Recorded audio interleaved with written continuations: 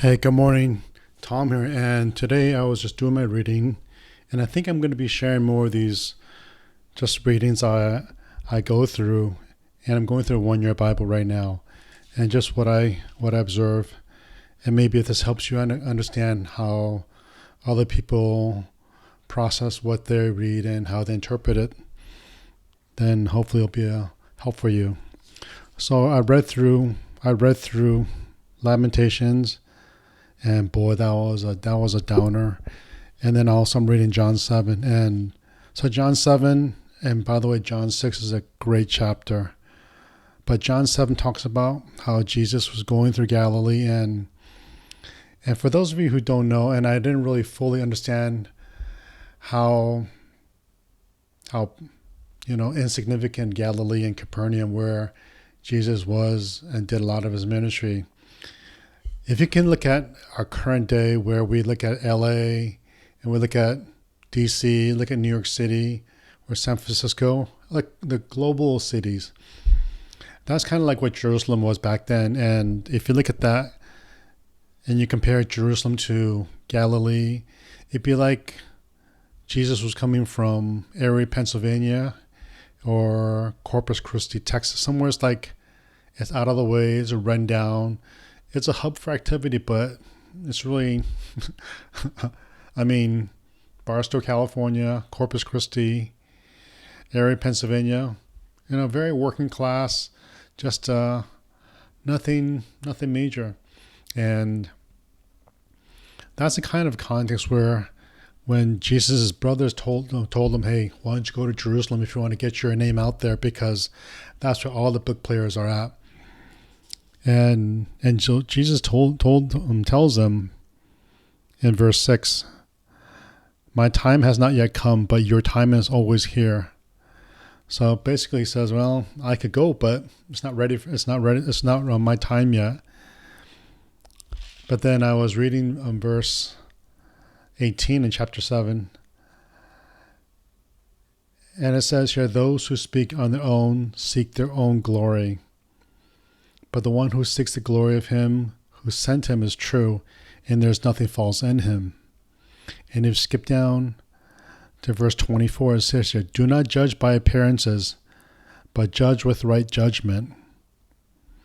And the reason I thought about the comparison between, I'll just say Erie, Pennsylvania to Washington, D.C., is because a lot of times we, even as Christians, we all know John MacArthur.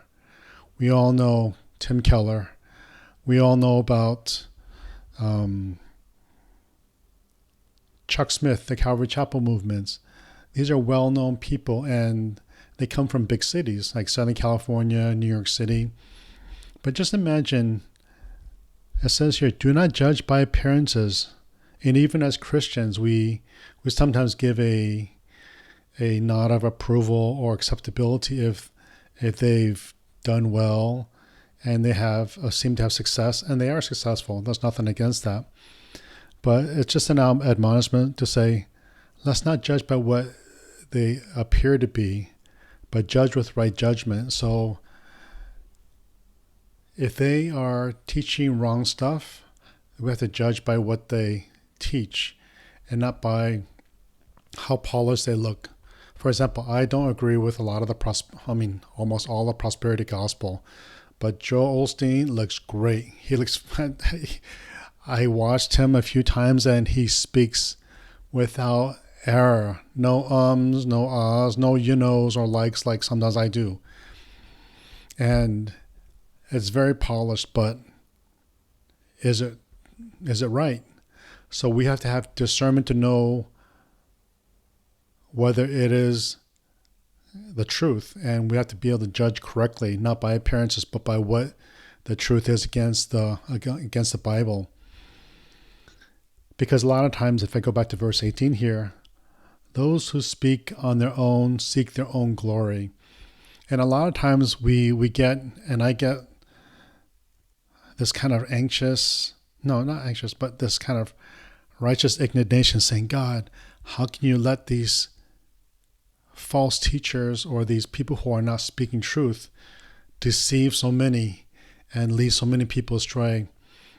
And here's where we have to use our own discernment, and we have to walk with God and read and pray and be in the Word.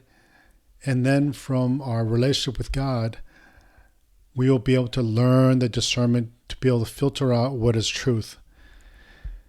And then we have to just accept that a lot of times these people that look good, they smell good, they talk good, and they have really slick packaging, a lot of them are seeking their own glory.